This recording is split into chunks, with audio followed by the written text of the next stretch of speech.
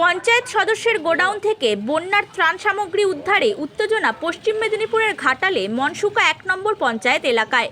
তৃণমূল পরিচালিত ওই পঞ্চায়েত সদস্যের গোডাউন থেকে উদ্ধার হয়েছে ত্রিপল ও বন্যার ত্রাণ সামগ্রী। ঘটনায় ব্যাপক বিক্ষোভ বিজেপি কর্মী সমর্থকদের। অভিযোগ, বন্যার সময় সরকারের দেওয়া ত্রাণ সামগ্রী তৃণমূলের পঞ্চায়েত সদস্য রামপাল গোডাউনে মজুত করে রেখেছিল। স্থানীয়দের দাবি, বন্যার সময় বহু দুর্গত মানুষ ত্রাণ পাননি। সামগ্রী উদ্ধারের খবর ছড়িয়ে পড়তেই অভিযুক্ত পঞ্চায়েত সদস্যকে ঘিরে বিক্ষোভ দেখাতে থাকেন বিজেপির কর্মীরা।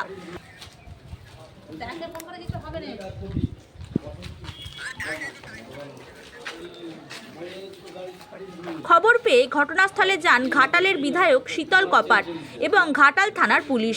অভিযুক্ত তৃণমূল সদস্য রামপালের দাবি, অঞ্চল কমিটির নির্দেশেই ওই ত্রাণ সামগ্রী তিনি নিজের গোডাউনে রেখেছিলেন।